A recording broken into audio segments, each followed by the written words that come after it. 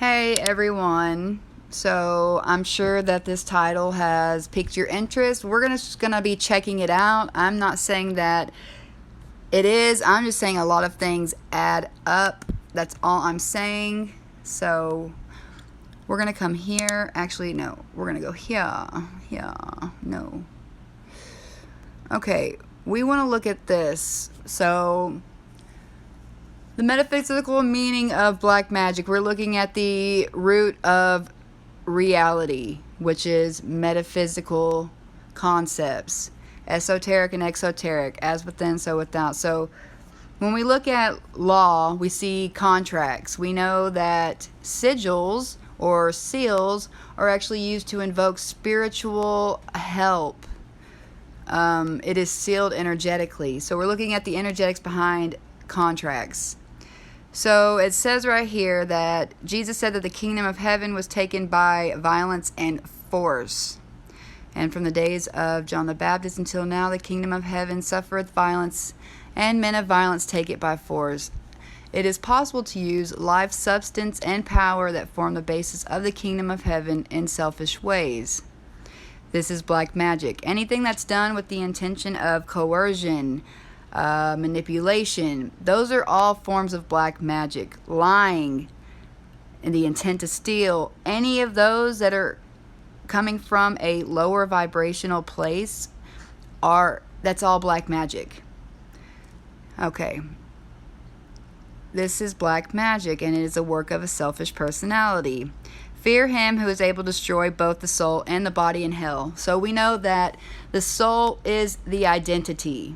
Whenever you're given a social security card, the whole point isn't to get the money. The whole point is to look at it as trading your soul for that of a person or an entity that is dead. You are owned by law because that entity on the social security card is created by law. Period.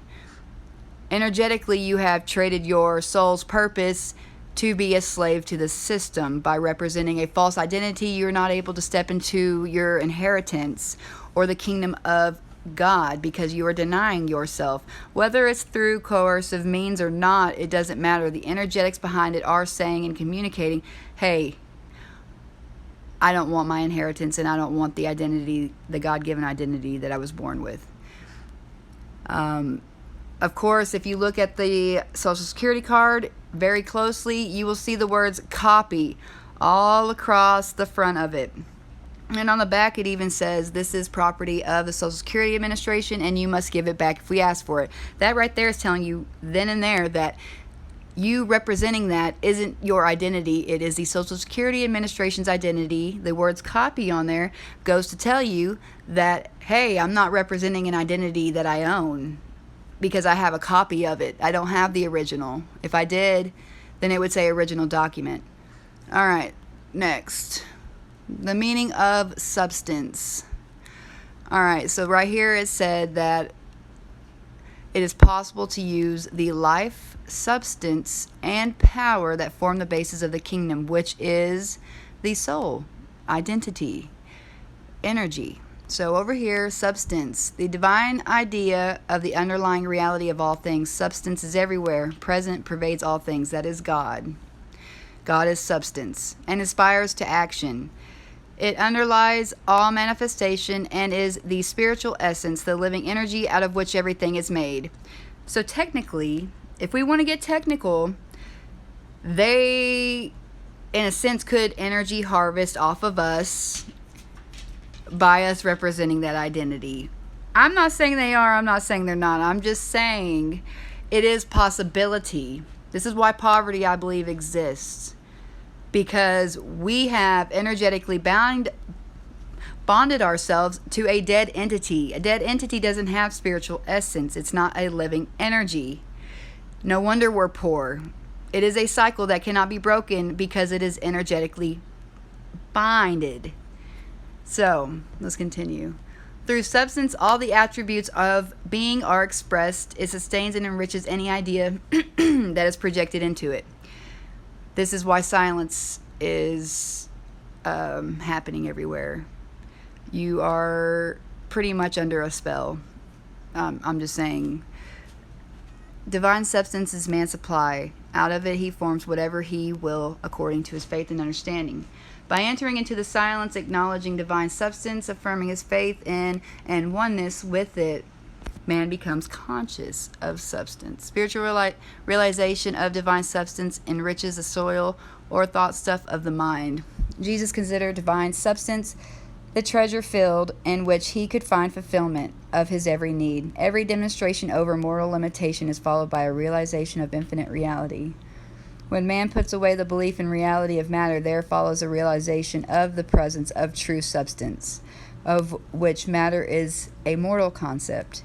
Hence, this thought stuff may be active by holding an affirmation.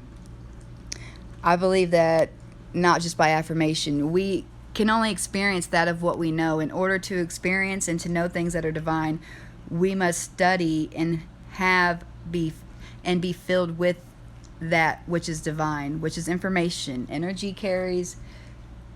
Information carries energy.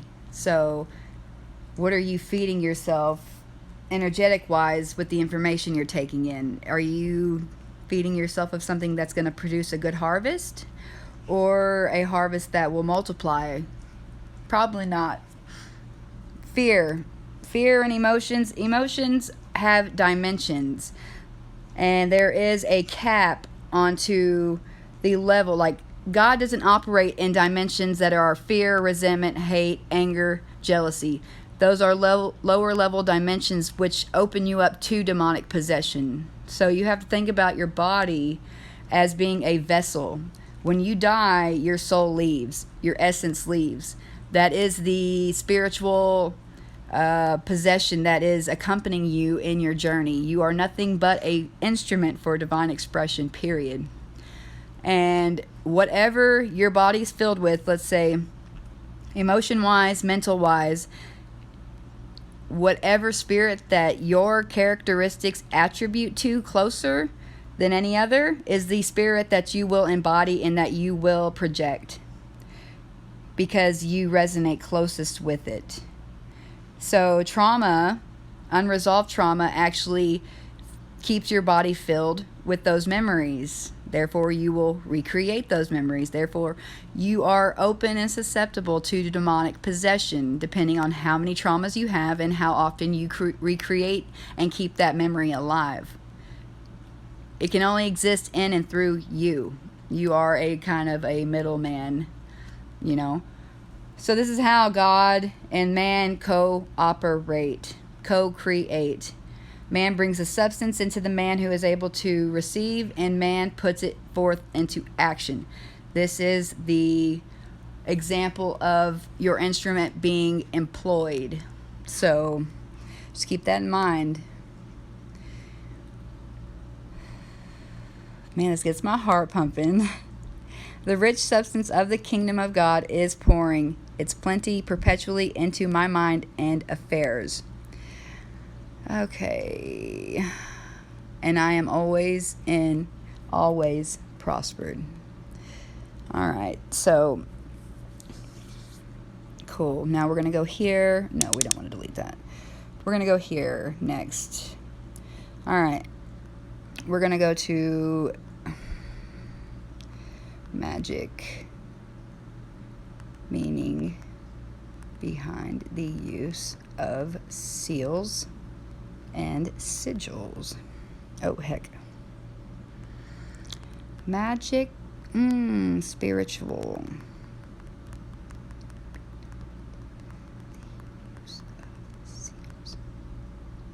Oh, it doesn't want to do anything for me now.